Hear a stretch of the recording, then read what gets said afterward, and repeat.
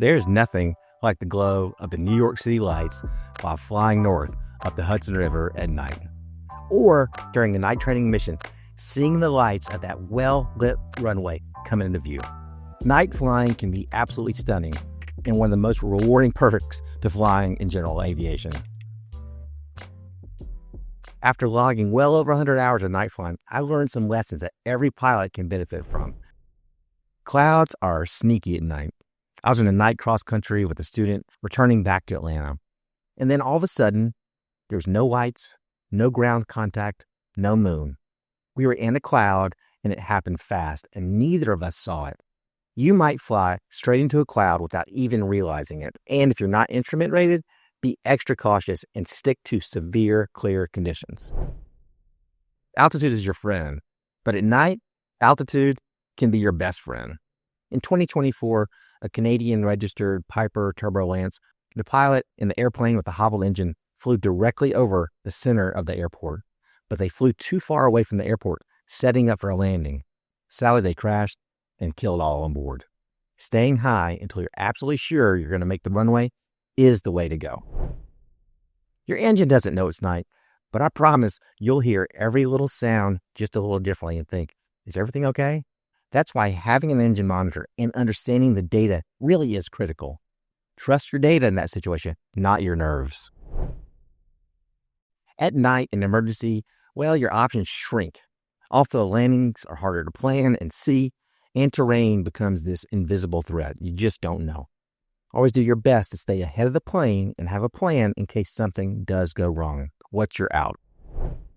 Let's talk about oxygen. Hypoxia doesn't care if it's day or night, but at night, it creeps up on you a little bit faster. The retina of the eye is more sensitive to hypoxia than any part of our body. One of the first symptoms of hypoxia is a decrease in night vision.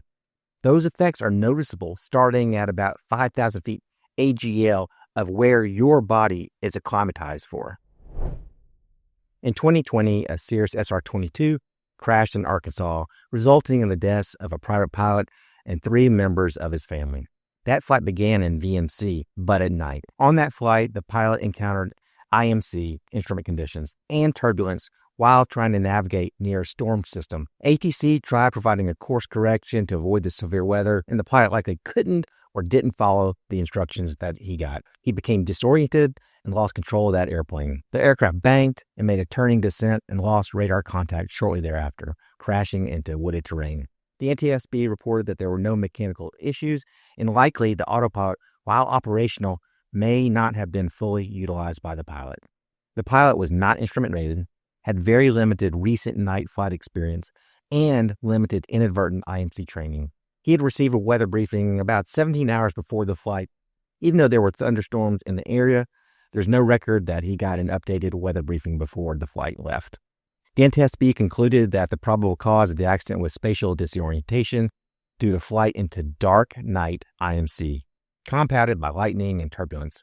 This terrible tragedy underscores the critical importance of having appropriate training for night and instrument flying, including pre-flight planning.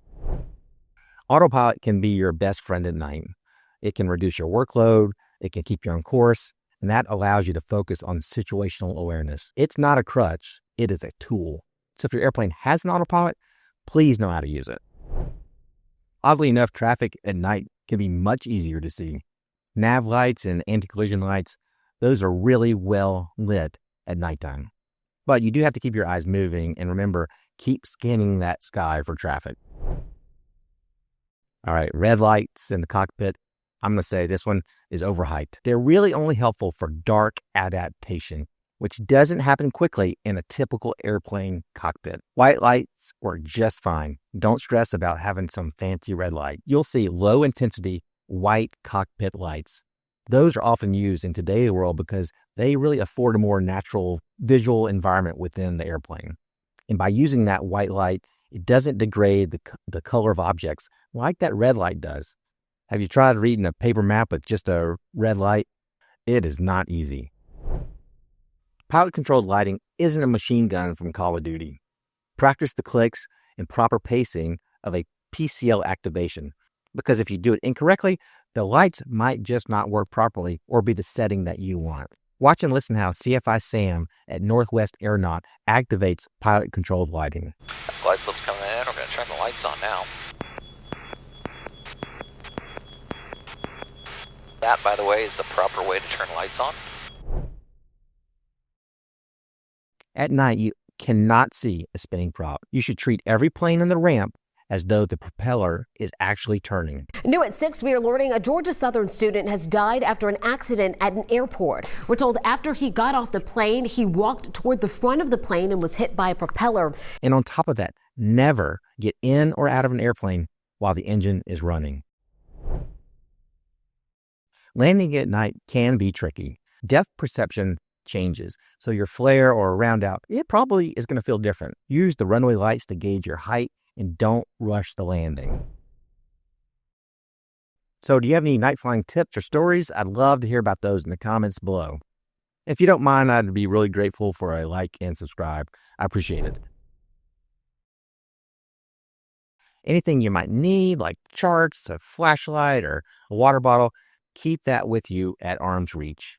At night, fumbling for something can turn into a dangerous distraction. I've flown in and out of Catalina Island, and it is an amazing airport.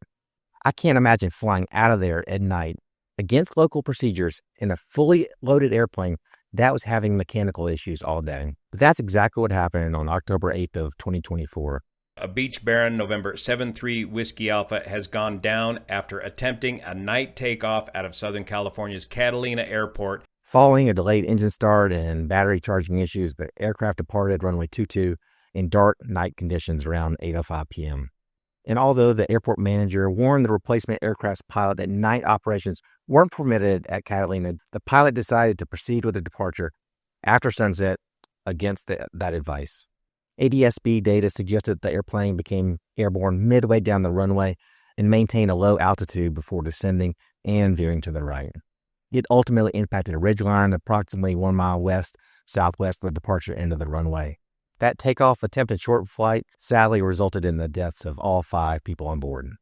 After having been to Catalina and seeing that environment, that accident really underscores the tremendous risk with an unauthorized night departure at a challenging airport with tough terrain when there's probably some hazardous attitudes or operational pressures at least to fly to get those folks back home. Your strobe lights can be blinding to people on the ground. Familiarize yourself with FAR 91-209 and know when to turn your lights off for the sake of safety and courtesy of others. If you've done pattern work at night, it can be very easy to lose sight of the airport, especially during that downwind or base to final turn. Stay focused and use your instruments to back up your visuals to make sure you know where the airport is at all times. Don't assume the FBO or airport is going to be open when you get there. You may have to plan for self-serve fuel, locked doors or gates, and very limited services. During my son's private pilot check ride, the examiner asked what was the meaning of the different colors of a PAPI light system. He then asked what's below red over red, and my son paused, and before he could answer, the examiner said, "What's below red over red? Nothing. You are dead. Red over red, terrible at night. White over white, well, you're too high. Keep that red over white balance for a perfect glide path." If you're thinking about taking a scenic night flight, like up the Hudson or around a big city, don't leave that to chance.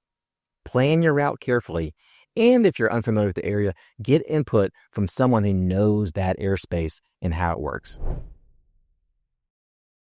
In a sketchy or emergency situation, no matter what happens, always fly that airplane. Distractions and unexpected events or emergencies can pull your focus of your primary job, which is to keep that airplane in control. If you like flying adventures like this, flying into the busiest airport in the world in a 172. Safe flying, everybody.